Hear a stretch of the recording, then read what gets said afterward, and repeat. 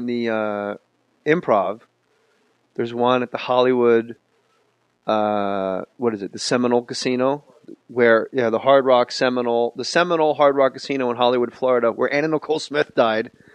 And they go, yeah, come on in, like, we'll fly you. And you go, great, I'm going to do that one and the West Palm Beach Improv back to back. And then I realized, like, as I'm getting off the plane, oh my God, they're taking me to the Hard Rock. I can't stay at the Hard Rock if I'm performing there, and you're going to be performing for like 500 people a night, and then what? Go to the pool and be surrounded by those people, like, and just enjoy a nice quiet day by the pool. Like, somehow you put me up in Florida, the one place that doesn't have fucking water. You put me up in a cement enclosed, like the Inland Empire of it's close to Miami. But then Joel, the guy down there, put us up someplace great, and then the West Palm Beach is huge. That Improv's great, but I would take the dog out. I would get picked up for the show at about 7:30, so I would take the dog for a walk at 7, and just like grown people, just coming down A1A, screaming, drunk, already wasted at 7. Bro, it was a problem. Like, these people were you have never been in an elevator with a sober person in Miami. They are fucked. You just hit the elevator button, and it's like, you're like, I'll take the next one. The next one opens. Fuck you, motherfucker. I don't give a shit. I'll kick your ass. Crazy, bro. And I'll be back there in March, so I'm fired up. You got to get in with these casinos. You got to do like a little more, some Borgata, some East Coast. You got to go bang them out.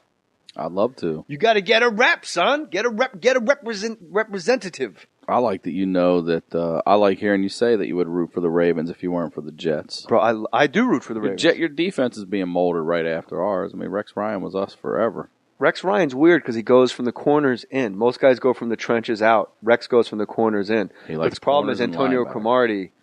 It's like having a third grader on the field. Like, he's so stupid. I couldn't get over Hard Knocks when he couldn't remember his kids' names. Antonio Cromartie has 8 kids by 8 women. Yep. And on Hard Knocks on HBO, when they had the Jets, they said, wow, you got 8 kids. What are their names? And he's like, Deshaun, Latrell, the girl, the baby girl. And he just skipped over her. He got through like 3 and then he just went, remember. He said the baby and the girl. And like the baby girl. It's unbelievable. And then he went to Florida State. This is a guy that got a free ride for 4 years at Florida State. And this is the bane of my existence. Not really. But this is like my rallying cry, and especially when I host like Jim Rome. Like, these guys cannot read Curious fucking George, and they're going to fucking University of Texas on a free ride. You know how much I would love if my son Jackie got a call from Florida State and they said, you're a smart kid and you're a nice guy, and we think you're really onto something the way you love science and stuff. How'd you like to go to Florida State how'd you like to go to Ole Miss? I don't even know anything about Ole Miss, but something about the name, you go, wow, he's going to Ole Miss. Like, if your neighbor said to you, like, yeah, and then I got another boy, he goes to UCLA, and you're like, ho-hum, hear that every day, and my oldest goes to Ole Miss, you'd be like, wait a minute, what do you mean, Ole Miss? Like, it's just something about it is very southern. My boy, and you know it's respectable, my boy, Meredith, and my other boy, Shirley. I got 3 boys, Shirley, Meredith, and Marion, and they all go to Ole Miss. Ole Miss. And my boy with a boy name go to Florida State with the Negras. But how much would you love? How much? It just surprised him, that's all. How much would you love it? Like, all right. On Twitter, you'll see guys that go to like that was my Lyndon Johnson impression. You'll see guys on Twitter that like can't spell there or to the right way. Like Shaq went to LSU for free. Louisiana State University. Prestigious. And he can't spell there the right way. He's like, well, that's their opinion. T-H-E-I-R. T-H-E-R-E. I want some of that too, T-O. I like how if you call somebody out on that on Twitter, you're the dick. Oh, grammar police. Yeah. Like, but I would love it. Like, and people, the argument is, people say all the time, they go, yeah, but your son's not going to fill stadiums every Saturday. I'm like, yes, but when my son leaves Florida State, he's going to be a much more intrinsic member of society with his work in the field of medicine than a guy that had fucking 4 interceptions and took one to the house in the Rose Bowl. Yeah. And now afterwards has a goddamn car wash in the Bronx. And when your son's done filling stadiums, they're not going to remember his ass anyway. No. Ever.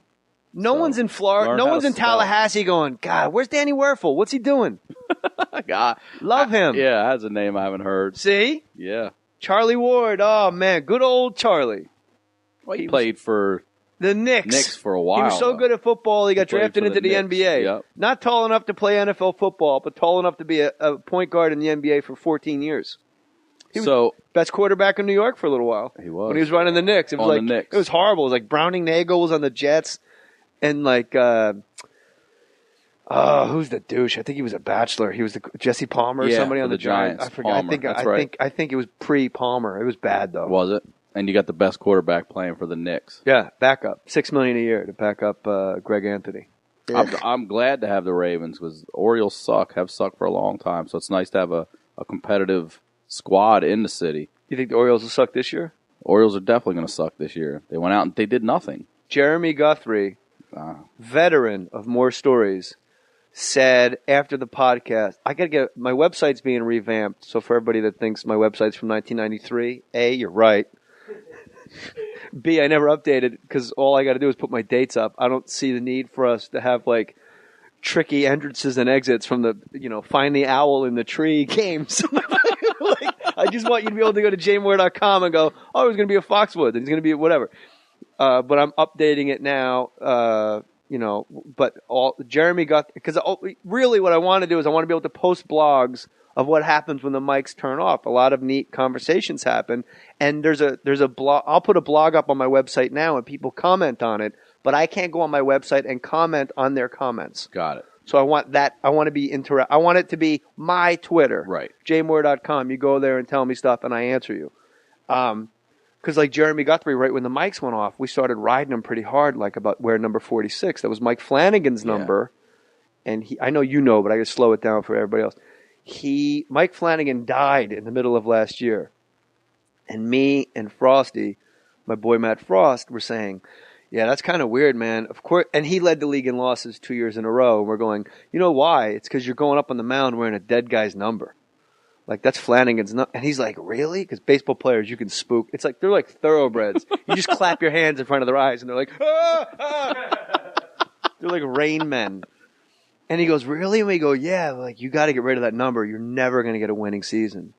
And then Frosty goes, what's your favorite number? And he goes, without thinking, like, just tell me. And he goes, 15. And Frosty knows everybody's number. And Frosty goes, there's no 15 on the Orioles. And he goes, our bullpen catcher, but that's not like a roster spot. And we were like, you got to change your number. And he swore on a Bible in the hotel, a Mormon Bible, by the way. He is a Mormon. In the hotel room, and it was in the drawer, a Gideon Bible, a Bible of Latter-day Saints. He swore on that he was going to change his number next year. He's going to go out on the hill on opening day as number 15. So then we spent the next half hour delaying our exit from his hotel room because we're just faking going to take a piss, and we're writing little 15s on the walls of his hotel room all over the place. So like if he's taking a shit, he can just see a little, like if not like big, but an inch high in pen or pencil, and both. And he said he was going to change his number, and then I set him up for that joke. He ended that podcast by saying, I said, a lot of Baltimore guys listen to this. Dan Godfrey from the Irvine Improv and comedian Ryan Sickler. And he goes, Ryan Sickler, he's the worst comedian in the world. Yeah, Credits. I heard that. And then we just Thanks. I appreciate that. I'll say this because we're comics. You bust balls. I'm fine with that. But for Guthrie to actually go along with it, let me tell you, I'm calling you out, Guts. You had a 4.33 ERA last year, and you went 9-17 on the last place team in the AL East. In my last 26 performances, I'm about 22-4. I just went 6-0 in Irvine with Jay Mohr this weekend. When's the last time you went 6-0, Guts? I'm calling you out on it. I think you shouldn't be shitting on Oriole fans. You got the ERA wrong, though. No, 4.33. Look it up. You look it up. I did. I'm a fan, man. He is a great guy. You know what's fun? I love Guthrie. I was surprised he went along with it because he wouldn't go. He wouldn't swear. He wouldn't go along with anything else. Yeah. When I said, and he was very funny when I go, when they're not hitting, because he's not a bad pitcher. No, Guthrie's a damn good pitcher. I feel like he'd be a great number. We talked about it. A great number 3 on the Yankees or on the Dodgers. It'd be like Kershaw, Billingsley, Kuroda, Guthrie. Like that'd be a tight rotation. Here, look at this. Right away, 4-3-3. 4-3-3, Guthrie. Yeah, you know what, Jeremy? I thought you were in the threes. Yeah, you suck. You do suck, and I wasn't a first-round pick, Guthrie. Twice. Yeah. That was a great story, how he brought his dad's brick cell phone to class because he knew he was going to get drafted. But I was like, if you're not going to use it to get chicks, he wouldn't swear. Yeah, he's. I heard him say he wouldn't do it. He doesn't do it. He's fun as hell. Right after that podcast, him and Matt Frost went on Lexington Avenue and Boulevard. What a LA jerk I am. Lexington Boulevard. Him and Matt Frost went downstairs in Lexington Avenue, and it was about midnight, and they threw the baseball about like a block length from like 45th to 46th.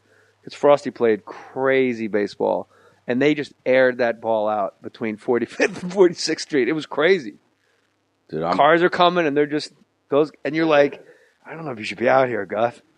I like Guthrie. I do. I think he's a great pitcher. He's an innings eater. The guy is a professional. He wouldn't cuss, but he had no problem shitting on Ryan Sickler. Thanks, Guthrie.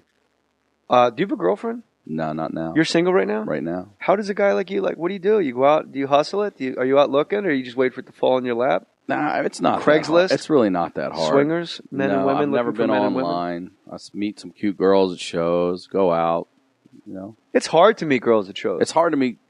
People think oh, you got it, you're all set. Like you do a show and it flies at you. But here's what people don't understand. They have no idea I have like 600 Twitter followers. Never been heard of. Let's go old school. Let's go complete basics. You say goodnight and walk this way, they walk that way. Now, unless you are a crazy person and run from your green room and loop around the outside of the club and meet them and let 300 other people go, hey, how you doing? I saw you at my show. Yeah. Like you're now hitting on a girl in front of 300 witnesses who know that you had to double time that shit to get from backstage to the front of the room. And everyone's like, hey, can I get a picture? And you're like, not now. No, just you. No, I never have done this before ever. And they're all with dates and shit. Like you got to weed out like who, and then like, oh my God, she's with that guy. Like, well then who's behind her? Hey, how you doing? I saw you at my show. It's horrible. But I know you're a married man, but come on. The women in Irvine are it's out of control. I just see a giant room full of people. Come on. I'm never one-on-one. You don't ever see them walking out or leave. I mean, think about it. I get there at 6:30 for the 7 o'clock show. And then when I get off stage at the 11 o'clock show, it's 12:30. Yeah. And they're out. And by that time, they are so drunk. I don't want to see anybody after the third show because nothing's good going to happen. Yeah, there were a few crazy. Hey, you should come out with us, Dave and Buster. Dave and Buster's is Chuck E. Cheese for grown-ups. That's where they kept trying to get everybody to go, Dave and Buster's. Dave and Buster's really is missing the boat without having a ball pit. Dave and Buster's should have a ball pit. An adult ball pit? Yeah. It's Chuck E. Cheese for adults. And I said that to my wife, and she goes, fuck that. Chuck E. Cheese is Chuck E. Cheese for adults. Every time you bring your kid there, you're always like, where's Dad? You could drink beer there. Skee ball. I love skee ball. I love it, too. I'll challenge you on the air right now to a skee ball. Done. My favorite game at Chuck E. Cheese, and the first time I ever played it, was the Cleveland Improv at the Powerhouse in Cleveland, is across the hallway from a massive arcade. And they have that arcade game. You stand on a platform and you lower a helmet onto your head. What? And you just have like gun turrets. And like you're in like a pillbox from the visual. Yeah. So if you're just walking by, you just see a guy just turning his head. I've seen that in a window. That's what that is. It's incredible. So you're seeing something going on, and I'm just watching you do this. Yeah, but guys are coming up the beach, and they're coming up the beach, and then you turn, you go, oh my God, they're right next to me, and you just got to gun people down right next to you. Like, it's crazy. And when we went in there, we were this is probably a good decade ago, we were so high. Bro, you couldn't peel me out of that helmet. It was like 5 a.m. They're like, no, you don't understand. Like, we have to open for like real people. I'm like, just let him in. Let him in. Airstrikes. I'm storming the beaches of Normandy. No, I'm on the beach. They're storming the beaches. The enemy is storming your beach. And you're shooting them. Yeah, and you got like surface to air missiles, but you only got like 8 of them, so you got to be real. You can't just be solicitous with those. You got to like time them out. when it really means. And sometimes sometimes they get too close, and you use a surface to air missile just because there's like 14 guys right next to you, and you just hit the button and duck like fuck them. Ah! PBR Street Gang, this is Mother Goose. Dump all your remaining firepower within my compound. It's a hell of a fucking war. I've never played that game. Skee ball you love? I love skee ball. I had a In the Improv, there's one at the Hollywood, what is it, the Seminole Casino, where, the Seminole Hard Rock Casino in Hollywood, Florida, where Anna Nicole Smith died. And they go, yeah, come on in, like, we'll fly you. And you go, great, I'm going to do that one and the West Palm Beach Improv back to back. And then I realized, like, as I'm getting off the plane, oh my God, they're taking me to the Hard Rock. I can't stay at the Hard Rock if I'm performing there, and you're going to be performing for like 500 people a night, and then what? Go to the pool and be surrounded by those people, like, and just enjoy a nice quiet day by the pool. Like, somehow you put me up in Florida, the one place that doesn't have fucking water. You put me up in a cement enclosed, like the Inland Empire of it's close to Miami. But then Joel, the guy down there, put us up someplace great, and then the West Palm Beach is huge. That improv's great, but I would take the dog out. I would get picked up for the show at about 7:30, so I would take the dog for a walk at 7, and just like grown people, just coming down A1A, screaming, drunk, already wasted at 7. Bro, it was a problem. Like, these people were so. You have never been in an elevator with a sober person in Miami. They are fucked. You just hit the elevator button, and it's like, bah! The Jets. Bro, I do root for the Ravens. Your defense is being molded right after ours. I mean, Rex Ryan was us forever. Rex Ryan's weird because he goes from the corners in. Most guys go from the trenches out. Rex goes from the corners in. But the problem is Antonio Cromartie, it's like having a third grader on the field. Like, he's so stupid. I couldn't get over Hard Knocks when he couldn't remember his kids' names. Antonio Cromartie has 8 kids by 8 women. You're like, I'll take the next one. The next one opens. Fuck you, motherfucker. I don't give a shit. I'll kick your ass. Crazy, bro. And I'll be back there in March, so I'm fired up. You got to get in with these casinos. You got to do like a little more, some Borgata, some East Coast. You got to go bang them out. I'd love to. You got to get a rep, son. Get a representative. I like that you know that. I like hearing you say that you would root for the Ravens if you weren't for